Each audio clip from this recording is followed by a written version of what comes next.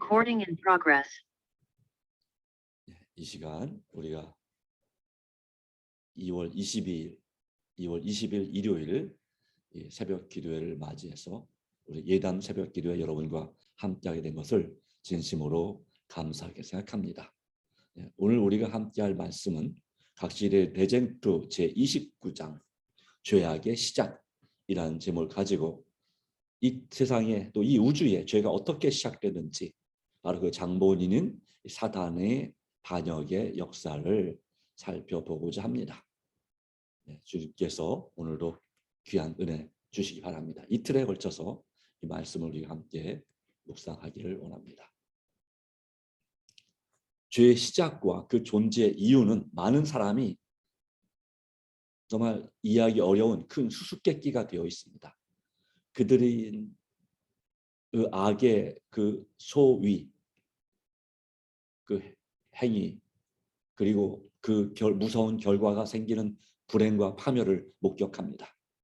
그리고 그들은 무한한 지혜와 능력과 사랑이 무한하신 하나님의 통치 아래 이런 일이 어떻게 존재할 수 있는가 의심할 수밖에 없죠. 여기에 그들이 설명할 수 없는 신비가 있습니다. 불신과 의심에 쌓였기 때문에 그들은 하나님의 말씀 가운데 분명히 나타나 있고 구원의 필수적인 진리에 대하여 눈이 멀어 있습니다. 죄의 존재에 관하여 질문하면서 하나님께서 결코 계시하지 않으실 것까지 알아내고자 노력하는 자들이 있습니다. 그러므로 그들은 그들이 가진 어려움을 해결하지 못합니다. 의심하고 트집 잡기를 좋아하는 기질에 의하여 행동하는 자들은 그것을 구실로 성경의 말씀을 거절해 버릴 수 있습니다. 죄악의 시작은 그 존재 이유와 마찬가지로 설명할 수가 없습니다. 아직까지 신비에 쌓여 있다고 말할 수 있겠습니다. 우리가 천국에 가면 깨닫게 될 수 있을지 모르겠으나 그러나 죄의 시작과 죄의 최종적인 처분 그리고 그 악을 처리하는 데 있어서 하나님의 자비와 공의가 완전하게 나타나게 되는 것에 대하여는 충분히 이해할 수가 있다 이 말입니다. 성경에 무엇보다 분명히 알려져 있는 것은 하나님께서 죄가 들어온 것에 대하여 전혀 책임이 없으시다는 것입니다. 하나님의 정부에는 반역을 일으킬 조건이 될 만한 아무런 결함도 없고 하나님께서 당신의 은혜를 강제적으로 거두어 버린 일이 없다는 것 등입니다. 죄는 하나의 무단 침입자라고 할 수 있겠습니다. 이게 무슨 말일까 할 수 있겠습니다. 아니 하나님께서 세상을 정말 그 반역이 될 만한 조건이 될 만한 반역을 일으킬 조건이 될 만한 아무런 결함도 없이 완벽하게 완전하게 창조하셨다면 어떻게 해서 죄악이 들어왔느냐? 이건 부실하게 창조하셨기 때문에 이 세상에 죄악이 우주에 죄악이 시작됐고 존재하게 된 것이 아니냐 이렇게 주장할 수 있는 충분한 이유를 찾을 수 있겠죠. 또 논리를 찾을 수 있겠죠. 그러나 분명한 것은 하나님께서 죄가 들어온 것에 대하여 전혀 책임이 없으시다는 것. 그러면 하나님도 어쩔 수 없으셨다는 얘기인가요? 글쎄요. 어쨌든 중요한 것은 우리가 하나님의 그 품성, 성품에 대하여 오해하지 않는 것이 참으로 중요합니다. 하나님이 어떤 분이신지를 안다면 우리는 하나님께서 그 죄에 대해 전혀 책임이 없으시다는 사실을 알 수가 있습니다. 어떻게 본다면 역설적으로 말한다면 너무 완전하게 만들어 놓아서 이런 죄가 생겨날 여지가 있지 않았나 하는 것입니다. 왜냐하면 하나님께서는 자신이 가지신 그 자유의지를 그 천사들과 또한 인격적인 교제가 가능할 수 있는 그런 사람들에게 또 우주 거민들에게 자유의지라고 하는 것을 나눠주셨기 때문입니다. 그분만이 가지는 속성을 나눠주셔서 공유하셨습니다.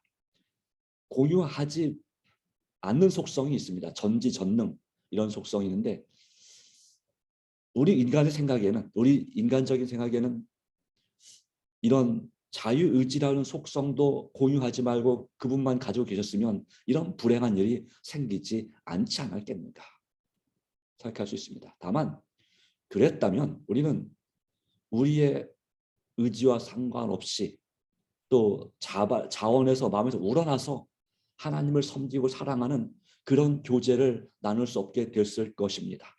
마치 로봇처럼 프로그램에 대해서 주인에 대해서 전혀 반역할 여지가 없이 자기 마음대로 생각대로 할 여지가 없이 시킨 대로만 하는 그런 존재가 되었을 것이고 우리는 하나님의 품성을 배울 수 있는 기회가 없었을지 모릅니다. 무한한 발전을 거둘 수 있는 그런 기회, 기술적인 발전은 컴퓨터도 할 수 있겠지만 인공지능 컴퓨터가 하잖아요. 기술적으로. 그러나 품성적인 면에서 하나님과 진정한 하나님과 동등한 수준은 아닐지라도 그에 못지않은 수준에서 하나님과 진정으로 교제와 하나님이 누리시는 그 삼위 하나님이 누리시는 그 행복을 온전히 누릴 수 있고 실천할 수 있는 하나님의 축복의 통로, 또 자녀가 좀 하나님의 자녀답게 사는 일에 있어서는 그런 은혜는 우리에게 없을지도 모릅니다. 그냥 뭐 애완동물 수준 이랬겠죠. 애완동물, 물론 애완동물도 자기 의지가 아주 없는 건 아니지만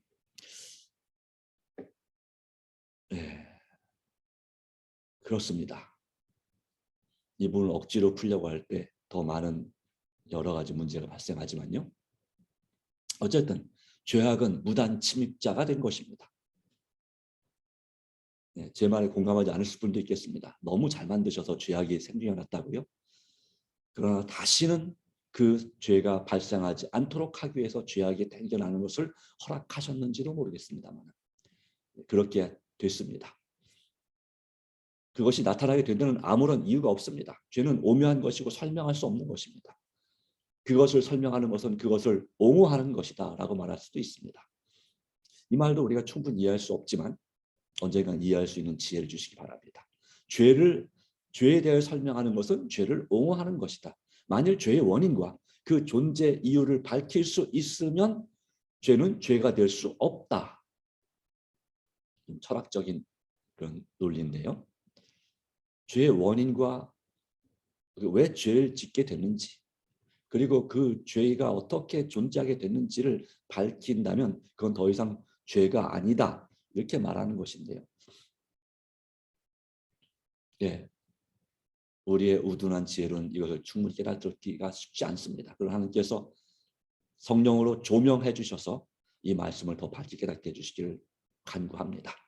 하나님의 말씀에 기록된 죄에 대한 유일한 정의는 죄는 불법이라 라고 하는 것입니다. 물론 이외에 세 가지가 더 있지만 다 같은 연관이 있습니다. 불신, 불의, 그리고 불선. 이 불신에는 불순종이 포함되어 있죠. 이것은 결과적으로는 불법, 하나님의 바로 죄의 기준이 되는 또 의의 기준이 되는 하나님의 율법을 어긴 것, 불법이 바로 죄입니다. 빗나간 것이죠. 법에서부터 법을 어긴 것이 죄죠. 그죠? 믿음이 없었든 또 의롭지 못했든 선을 행하지 않았든 그 법을 어긴 결과가 또 그렇게 되는 거잖아요. 죄는 하나님의 정부의 기초가 되는 위대한 사랑의 율법에 대항하여 싸우려는 정신의 표현입니다. 사랑의 율법이 하나님의 정부의 기초가 되므로 모든 피조물들은 그 큰 원칙에 완전히 일치함으로써 행복을 누리게 되어 있습니다. 하나님께서는 모든 피조물이 사랑의 봉사, 곧 주님의 성품을 이지적으로, 이성적, 또 지적으로, 또 지혜로, 이성적인 지혜로 이해함으로써 생기는 경배를 드리기를 요구하십니다. 우리의 의지를 활용하여서 깨닫게 되고 이해하는 바로 그것입니다. 하나님께서는 왜냐하면 강제적인 충성은 기뻐하지 않습니다. 무서워서 벌받을까 봐 또 죽을까 봐 겁나서 충성하는 것을 기뻐하지 않습니다. 그러니 세상의 세력들은 바로 그런 것을 바라죠. 그렇게라도 충성하기를 바라죠. 그러나 하나님은 그렇게 하는 것이 그분의 즐거운 일이 아닙니다. 그분께서는 사랑해서 충성하기를 원하시죠. 그분께서는 모든 사람에게 의지의 자유를 허락하셔서 그들이 주님께 자발적 봉사를 할 수 있게 하십니다. 그리고 그분이 만드신 피조물들을 위해서 자발적으로 봉사를 할 수 있게 하고자 하는 거죠. 그것이 인류 창조의 목적입니다. 더 하나님, 삼위 하나님이 누리시는 더 큰 행복을 더 충분하게 풍성하게 누리게 하고자 서로 사랑하면서 하나님을 사랑하고 섬기면서, 이것이 바로 하나님 율법의 원칙이고 그런 세상을 만드시고자 하는 것이, 그래서 하나님께서 의지의 자유, 즉 자유의지를 허락해 주신 것이다 라고 하는 것인데요. 문제는 그 자유의지를 악용해서 이제 한 존재가 등장하는데, 바로 천사들 중에 가장 높은 존재 루스벨 또는 루시퍼가 바로 그렇게 이제 죄의 시작을 하는 존재가 죄악의 창시자가 됐습니다. 어떻게 그렇게 되었는지 성경 말씀에는 내 마음이 하나님과 같은 채, 하나님 마음 같은 차였으니 내가 내 마음에 이르기를 내가 하늘에 올라 하나님의 뭇별 위에 나의 보좌를 높이리라. 내가 북극 지폐의 산 위에 자정하리라. 하나님이 계신 곳입니다. 내가 가장 높은 구름에 올라 지극히 높은 자와 비길이라 하더라. 여기서 지극히 높은 자는 물론 하나님을 다 가리키기도 하지만 특별히 예수 그리스도를 가리킵니다. 다니엘서에서 지극히 높으신 자, 높은 자 그러면 예수 그리스도를 가리킵니다. 하나님의 아들 하나님을 가리킵니다. 옛적부터 항상 계신 이는 아버지 하나님이시고요. 네. 또 다른 말씀에는 너의 마음의 교만이, 에스겔 28장에 교만 때문에 바로 이와 같이 하나님의 마음 같은 치 않은 마음 때문에 루스벨은 하나님께서 당신의 피조물들의 사랑과 충성의 첫째 자리를 차지하시도록 하기 위하여 노력하는 대신에 그들의 봉사와 경배를 자기가 받고자 노력하게 되었습니다. 그래 그 천사들의 군주 루스벨 또는 루시퍼는 하나님 아버지께서 당신의 아들에게 주신 영예를 탐한 나머지 오직 그리스도께서만 행사하실 수 있는 큰 권세를 동경하였습니다. 삼위 하나님이 계십니다. 뭐 1, 2, 2, 3위라고도 할 수 있겠지만, 그러나 그것은 금메달, 은메달, 동메달 같은 그런 차이가 있는 게 아니라 동등한 것입니다. 같은, 다만 역할 구분이 되어 있을 뿐입니다. 그래서 삼위일체입니다. 또는 삼위일신이 더 맞는 것 같습니다. 삼위, 너무나 서로 사랑하고 완벽하게 조화가 되기 때문에 서로 경쟁하거나 라이벌 의식이 있다면 삼신일체 이렇게도 말합니다. 동서양을 막론하고 삼신일체 사상이 있습니다. 우리나라에도 이 고대 역사 가운데 삼신일체 사상이 있는 것을 알 수가 있었습니다.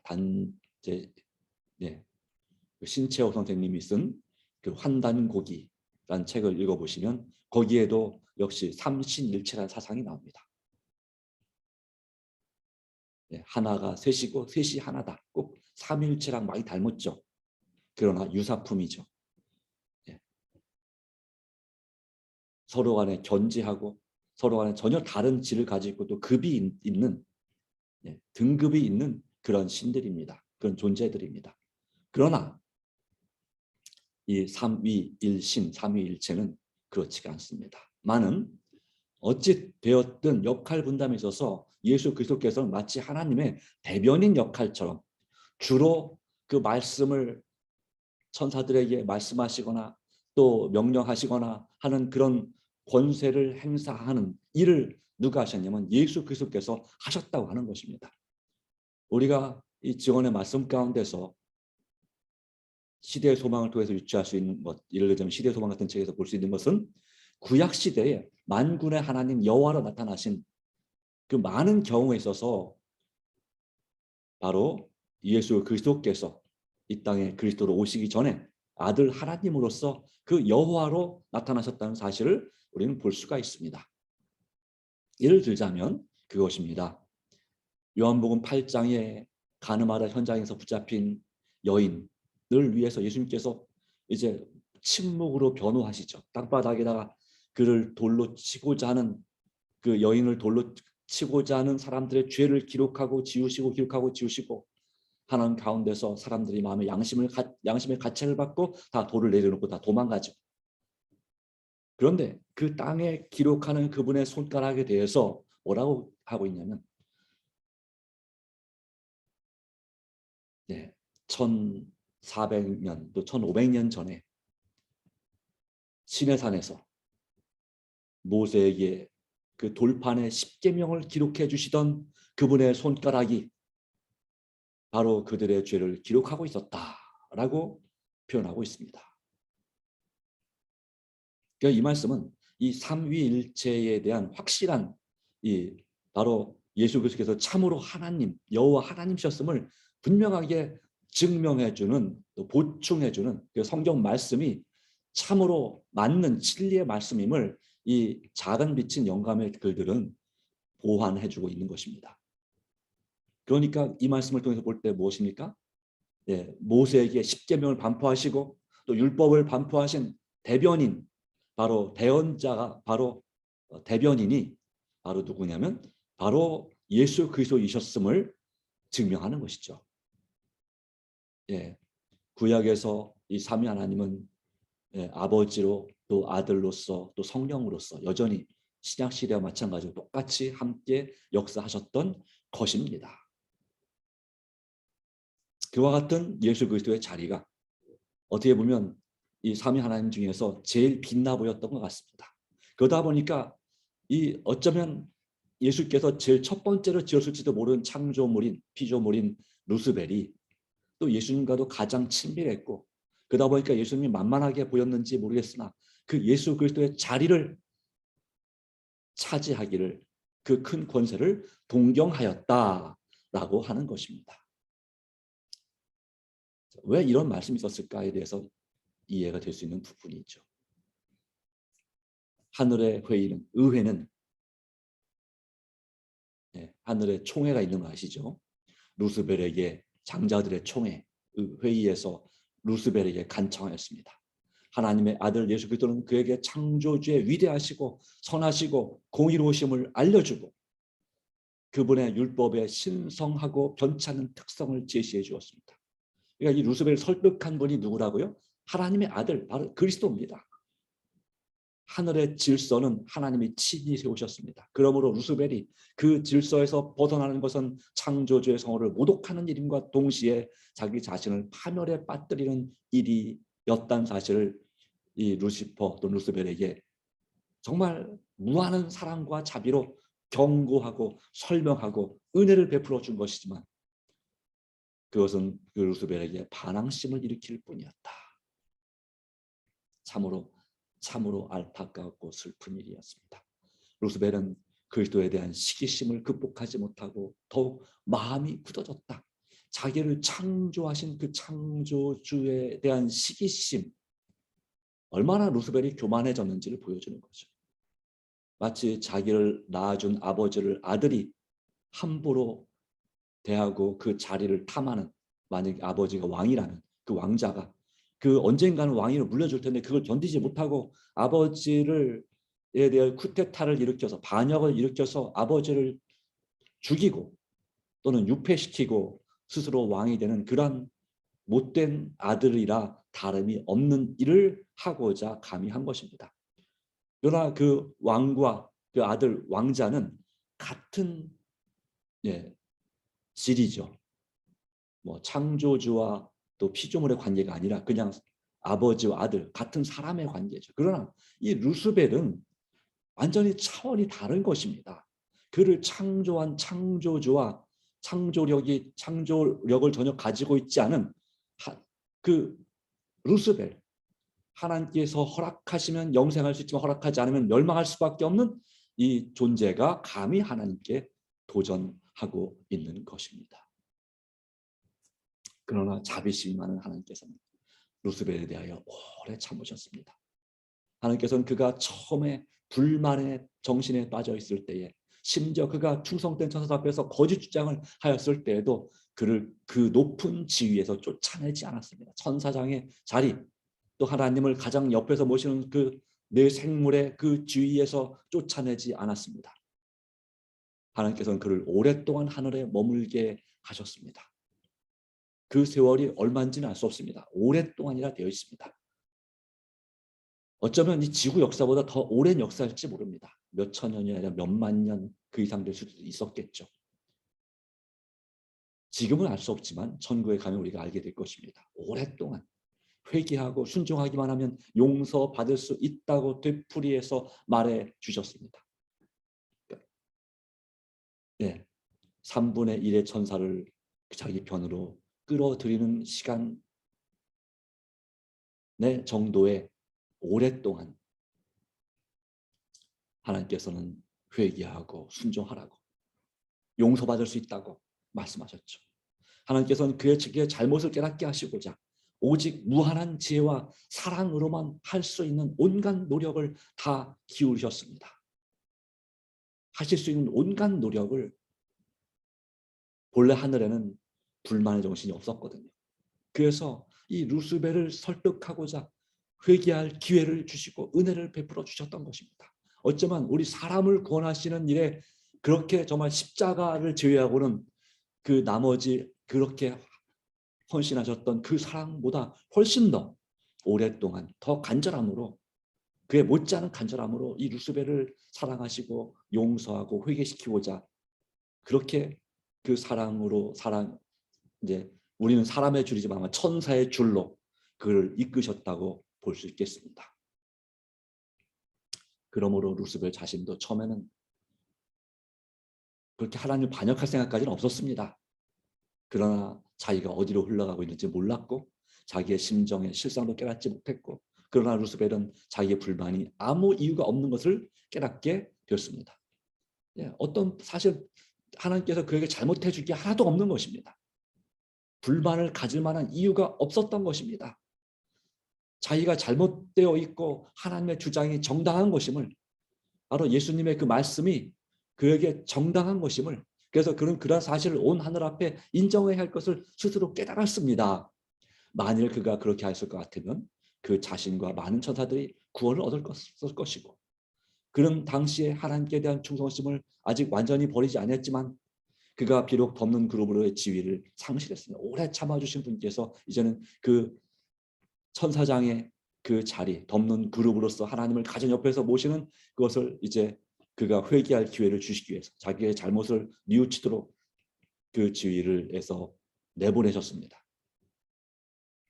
그렇다 할지라도 자원하는 마음으로 하나님께 돌아와서 창조주의 지혜를 인정하고 하나님의 위대한 계획을 따라 지정된 위치에 있기를 만족히 여겼을 것 같으면 하나님은 본래 그 직분을 천사장의 직분을 회복시켰을 것입니다. 자, 그 증거를 볼 수 있는 것이 뭐냐면 이 사도 베드로 있잖아요. 베드로는 12사도 중에서 수제자잖아요. 그가 예수님을 3번이나 배신함으로 그 제자의 지위를 상실했습니다. 그런데 예수님께서 그를 찾아오셨잖아요. 그에게 회개할 마음을 주시고 그리고 그가 아무 일 없었던 것처럼 그를 인정해 주시고자 이제 그 갈릴리 호숫가에서 밥을 먹여주시고 그리고 물으십니다. 요한의 아들 시몬아, 내가 나를 사랑하느냐? 이 사람들보다 나를 더 사랑하느냐? 3번이나 물으심으로 그 베드로의 그 3번 부인했던 그 마음을 용서해 주시고 그 마음, 좀 예수님의 마음을 알기 때문에 목숨을 끊지 못했던 그분의 사랑과 자비를 경험했던 정말 진심으로 통회하고 회개하는 이 베드로, 닭이 울 때마다 새벽 닭이 울 때마다 눈물로 회개하고 그의 실수를 잊지 않고 하나님께 충성하기를 결심하는 그 베드로를 본래 직분으로 회복시켜 주셨지 않습니까? 그는 다시 수제자가 되었습니다. 수석 제자가 그 지위를 회복시켜 주셨습니다. 마찬가지로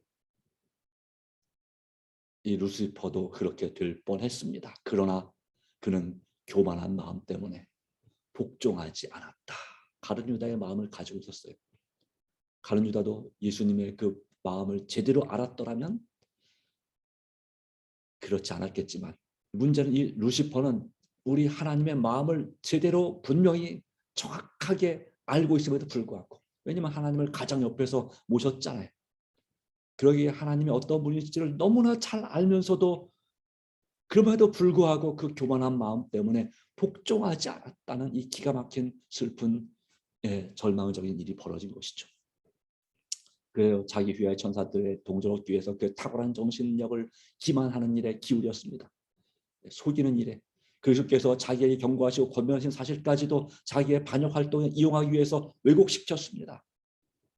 사단은 자기를 사랑하고 신뢰함으로 자신과 가장 밀접하게 연합되어 있는 부하 천사들을 향하여 자기는 하나님께 불공평한 대우를 받고 그의 지위도 존경받지 못하고 그의 자유마저 빼앗길 수밖에 없이 되었다고 거짓말을 했습니다. 그 당시에는 거짓말이 없었거든요. 그러다 보니까 그 부하들이 그 말을 진짜로 받아들인 것입니다. 하나님 어떻게 그렇게 하실 수가 있지? 의심을 심어줬습니다. 그런 그리스도의 말씀을 그릇되게 전함으로 그리스도께서 자기를 하늘 주민 앞에서 낮추려고 계획하셨다는 엉뚱한 거짓말과 노골적인 기만, 속임수를 퍼뜨려서 하나님의 아들을 비난하였습니다. 그 결과 3분의 1에 해당하는 천사들이 그의 편이 되는 게 만드는 데 성공한 것이죠. 그런데 무한히 지혜로우신 하나님께서는, 전지하신 하나님께서는 그와 같은 불평의 정신이 실제적인 모반 행위로 나타나기까지 사단의 활동이 진척되도록 허용하셨다라고 되어 있습니다.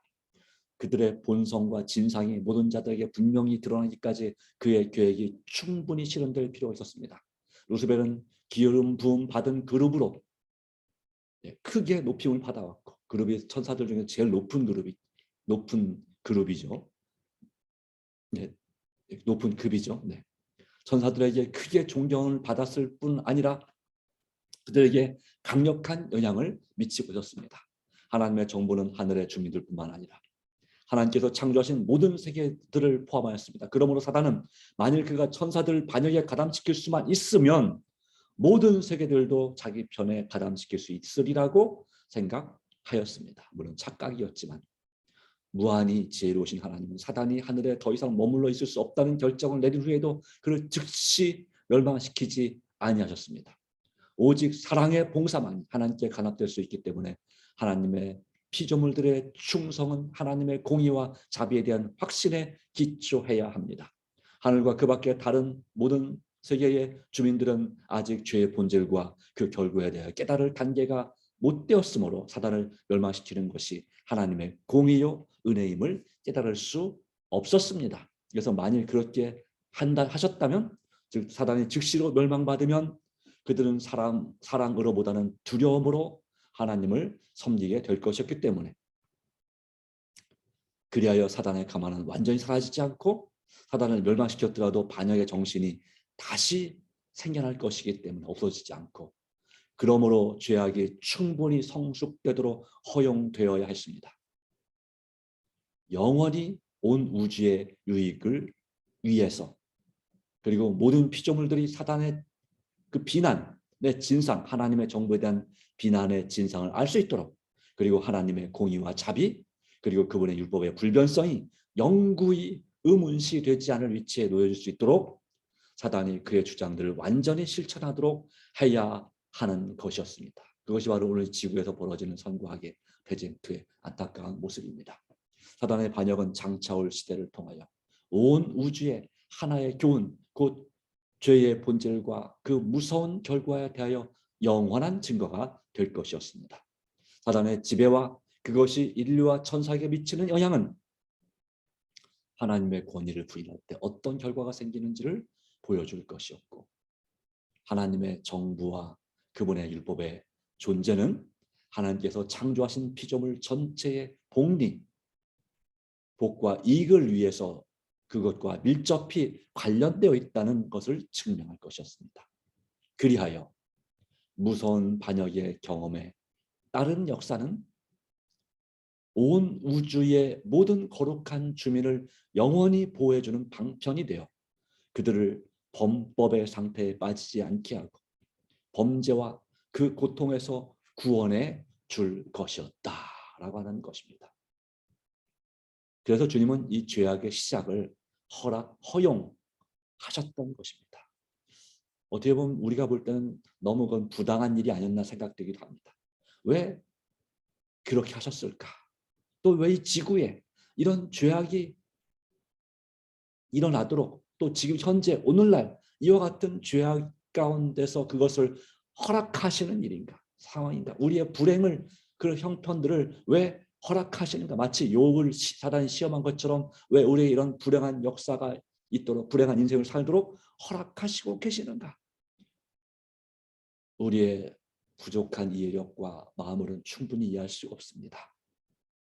그러나 무한히 지혜로우신 주님께서 그 모든 것에 대한 분명한 뜻이 있고 마침내 그 모든 억울함을 풀어주시고 갚아주실 것을, 바로 피조물 전체의 복리와 밀접히 관련되어 있다는 사실을 증명하실 것을 우리는 믿음의 눈으로 바라보게 되기를 간절히 바랍니다. 그러기에 모든 염려와 모든 걸 다 주님께 맡기고 우리가 당하는 환난의 가벼운 것이 영원한 영광의 중요한 것을 이룰 것을 믿음의 눈으로 바라보시고 오늘도 주님을 신뢰함으로 전진하시기를 간절히 바라면서 오늘의 새벽기도 말씀을 드립니다. 다 같이 머리 숙여 기도합니다. 오늘의 중보 기도 제목을 참고하시고 또 사업계획서의 주소록을 참고하여서 간절한 개인적인 기도를 드려주시기를 바랍니다. 기도하겠습니다. 오늘도 자아를 굴복하고 예수님만을 바라볼 수 있도록 은혜 주심을 참으로 감사합니다. 이 죄악의 시작에 관하여 참으로 가슴 아픈 이 우주에서 벌어진 역사에 관하여 살펴봤습니다. 이 역사는 이제 지구로 들어와서 이 지구의 슬픈 불행의 역사를 만들게 되었습니다. 이러한 역사를 보면서 우리 하나님 아버지의 또 예수님의 마음이, 또 성령님의 마음이 얼마나 아프고 괴로우실지 다시 한번 생각해 봅니다. 우리는 이런 불행과 이러한 역사에 죄악의 이 모든 것에 대하여 충분히 이해할 수가 없습니다. 이것에 대해서 의문을 품기가 쉽습니다. 낙심하고 절망하기가 쉽습니다. 그러나 주님, 우리에게 주님의 지혜를 나눠주셔서 이 모든 것들을 결국은 이해할 수 있는 마음 허락해 주시고 또 지혜를 능력 주셔서 오직 예수님 중심으로 말씀과 기도와 순종과 전도의 삶을 살게 해주시고 우리 삶에 성령 충만한 사람이 되게 해주시고 우리 하나님과 예수 그리스도를 더 깊이, 그 사랑을 더 깊이 알아가게 하여 주시옵소서. 주께서 구원하기 원하시는 그 귀한 우리 가족과 우리 교우들과 우리 이웃의 영혼들을 위하여 중보 기도하오니 주님 들어주시고 속히 응답하여 주시옵소서. 저 어둠에 쌓여있는 북녘 땅과 곧 전쟁이 일어날지도 모르는 우크라이나에 주님의 은총을 베풀어 주시고 그 민족과 나라를 구원하여 주시기를, 복음의 문을 열어주시기를 간절히 간구합니다.